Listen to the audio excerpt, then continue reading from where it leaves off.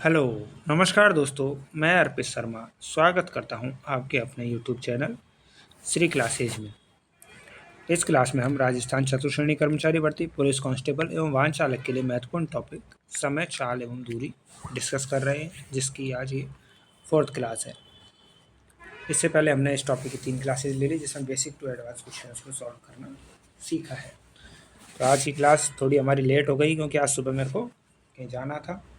कोई बात नहीं, आज ये क्लास थोड़ी लेट रहेगी, जो अभी मैं रिकॉर्ड होने के बाद में अपलोड कर दूंगा। ठीक है, चलो स्टार्ट करें आज की क्लास। दो रेलगाड़ियाँ एक ही दिशा में क्रम से 56 किलोमीटर प्रति घंटा तथा 29 किलोमीटर प्रति घंटे की चाल से चल रही है।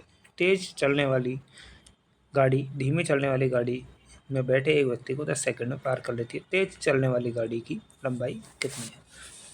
इसको सॉल्व करने के लिए क्या है, एक गाड़ी है जो तेज चल रही है और एक गाड़ी है जो धीरे चल रही है। ये चल रही है 56 किलोमीटर प्रति घंटा, ये चल रही है 29 किलोमीटर प्रति घंटा।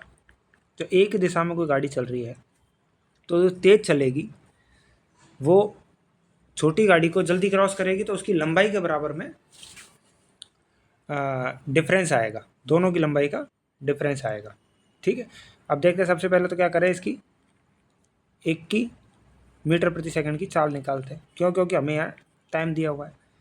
तो 56 माइनस 29 कर देते हैं हम, तो ये बड़ी जो एक जो रेलगाड़ी जो जल्दी स्पीड से चल रही है, उसकी चाल आ जाएगी क्या? आ गई 27। इसको अगर हम 5/18 यानी मीटर प्रति सेकंड में निकाल दें तो सही रहेगा। 3 ये 2 यानी कि 15/2 मीटर प्रति सेकंड। ये डिफरेंस बन रहा है ना भाई। बड़ी वाली गाड़ी की लंबाई पूछी है इसने, यानी कि बड़ी यानी तेज चलने वाली गाड़ी की। 10 सेकंड में पार कर लेता है, 10 से मल्टीप्लाई कर दिया, कितना आ गया?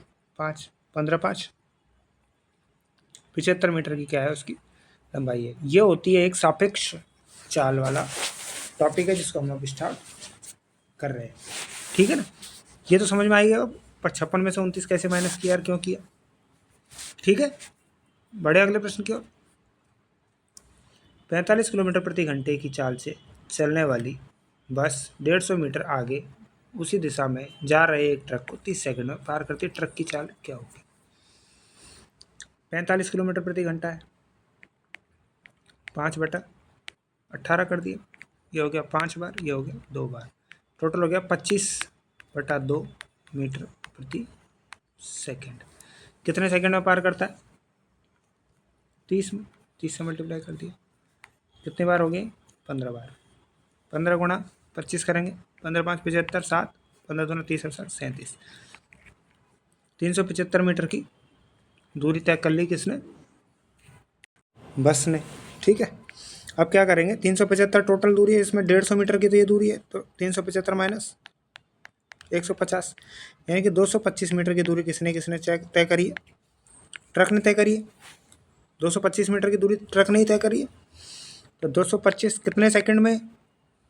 30 सेकंड में, बटा 30 गुणा 18/5। 18/5 क्यों किया हमने? क्योंकि किलोमीटर प्रति घंटे में इसकी चाल चाहिए।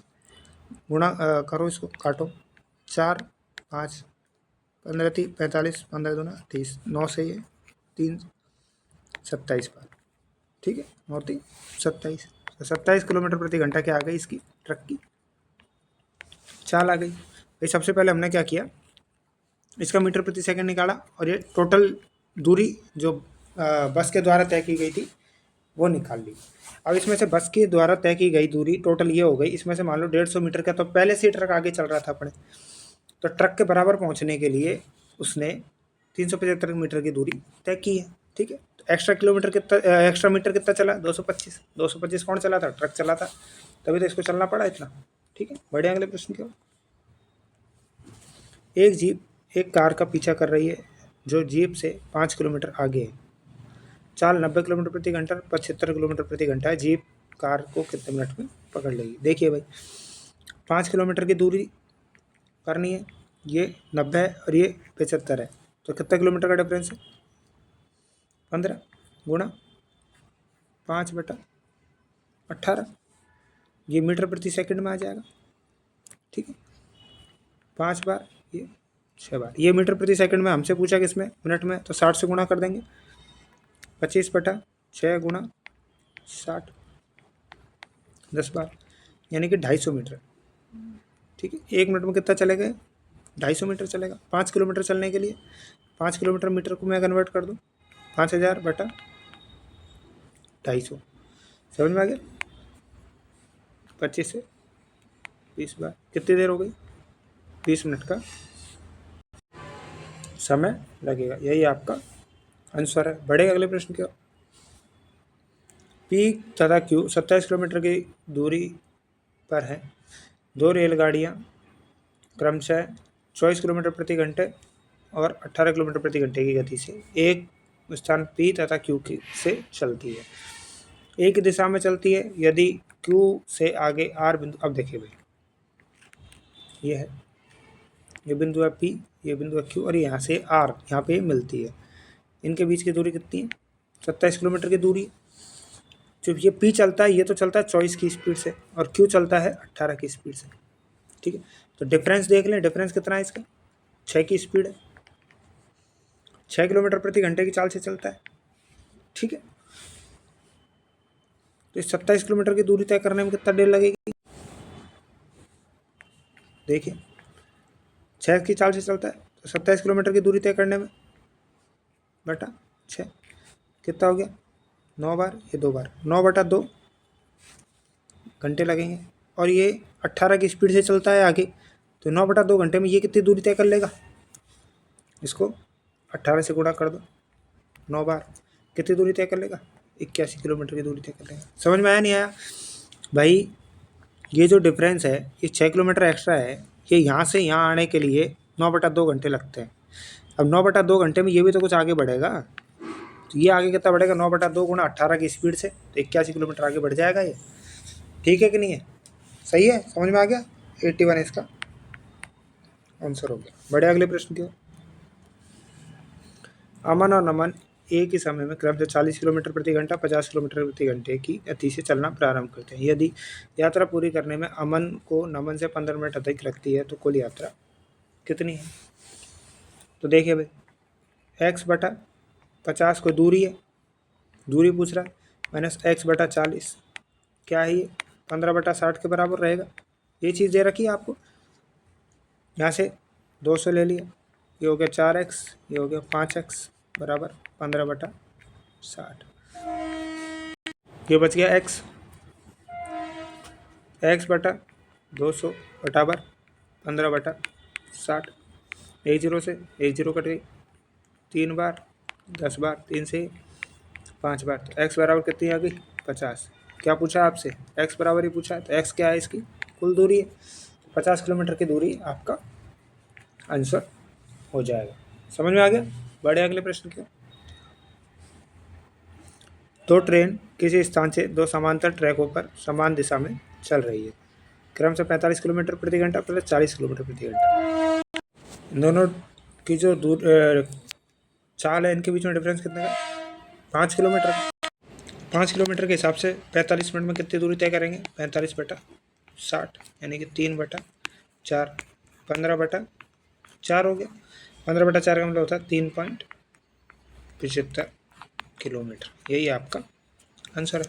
समझ में आ गया ना भाई। 5 किलोमीटर की दूरी का डिफरेंस है, 45 मिनट में पूरी तय करेंगे, तो 5 गुणा 45/60, 15/4, ये आ गया आपका आंसर। बढ़े अगले प्रश्न की ओर। दो स्थानों ए और बी के बीच की दूरी 60 किलोमीटर है।